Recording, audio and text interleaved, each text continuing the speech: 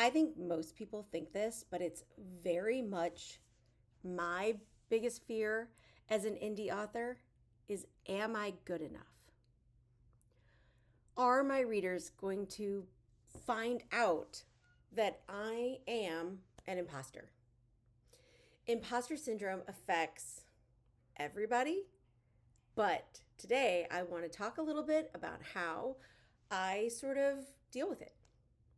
Hi, my name is Jennifer Gregson. I'm a young adult indie author who has 3 books currently out and is working on an urban fantasy series set in New York, which is where I live. Last year, I taught a course with a friend of mine about the inner critic. And the year before that, I think we talked about inner fear. And I feel like they definitely go together.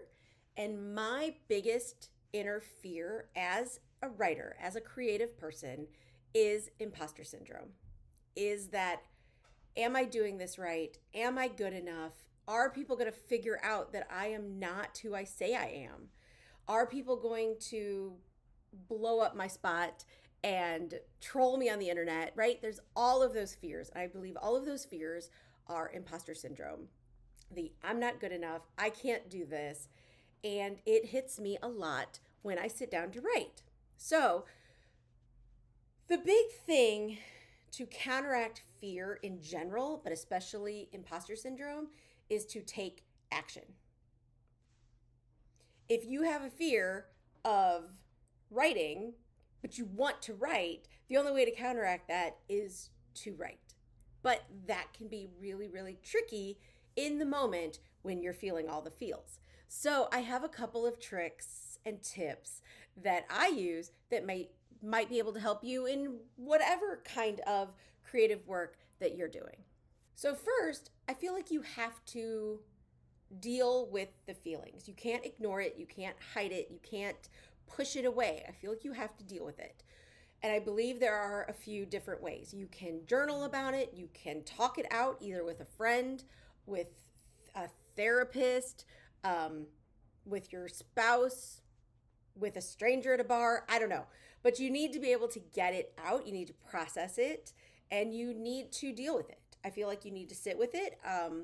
I like to personify my inner critic and my inner fear and have a conversation. There's videos about that on this page. But I like to acknowledge it. I like to say, hey, I'm feeling afraid. Hey, I feel like I'm not good enough. Hey, I feel the imposter syndrome creeping up.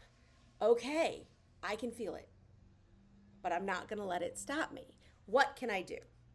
So that's the first part. I feel like we need to acknowledge it, feel it, work through it in whatever way. I feel like if you ignore it and try to push it down to get the work done, it's going to creep up in other ways. It's going to creep up when you're halfway through the second sentence and you're not going to write again. So I think you need to take a beat, really sit with it, really, I don't mean to like analyze it, but just feel it. Where is it in your body? Where can you process it out? And then, like I said, I feel like the only real way to get over it is through it. And that's by taking action. So for me, that is sitting down and writing. But how do I combat the feeling of fear of that imposter syndrome when I sit down to write? Because otherwise you can just sit there and stare at a blank page. So I do a few things. One, accountability groups, right? So I mentioned in a video, I think last week, that I have my Thursday and my Friday, and I just set up a Monday accountability group so that I have 3 days a week where other people are there while I write. That helps me, right? I don't know why it works, but it does. I think other people call that body doubling. That's a really big thing in the neurodivergent world, is having other people around, either on the internet or in your house, that sort of helps you get things done, right? So that's one. Two, I love timers. So if I'm really feeling it, if it's really loud in my brain, I set a timer for 5 minutes and I tell myself, hey, you only have to write for 5 minutes. Or you only have to write 100 words or 50 words or 25 words, or you only have to write 2 sentences. There's like a little trick there. It's like I'm giving my brain an out. Like, hey, it's not that serious. We're just going to have fun. We're just going to sit down and we're going to a little bit. And usually that's enough to quiet the voice and I can keep going. And if it doesn't, then I call it a win. I grab my journal and I journal out more of what's coming up and then try again. But usually, like 9 times out of 10, if I set that timer, if I tell myself, hey, it's not that big of a deal. Today we're only going to do 5 minutes. Today we're just going to do 100 words. Today, I always write more. Always. And the last thing is I think about what motivates me as a writer. Why do I want to write? I keep that at the forefront. And for me, it's the art of discovery. So I'm a planner, right? I am a plotter. I have an outline, but I have a really loose outline. I outline probably 60% of my scenes. And I do that so that I have that art of discovery. And just last week, in one of my writing sessions, I was writing away, and all of a sudden, a character came in that I adored. And it was perfect. And it filled in 2 holes that I needed to fill in to get to a scene later. And it was just like, poof. And I felt that energy, that creative energy, that spark. I felt alive. I felt so excited to get back into the book and to figure out who this dude is and what is he doing with my main character and all the things. And that is one of the reasons I love to write. I love to create those people from nowhere, okay, and make them do my bidding. So a little bit, right? I mean, that's kind of it.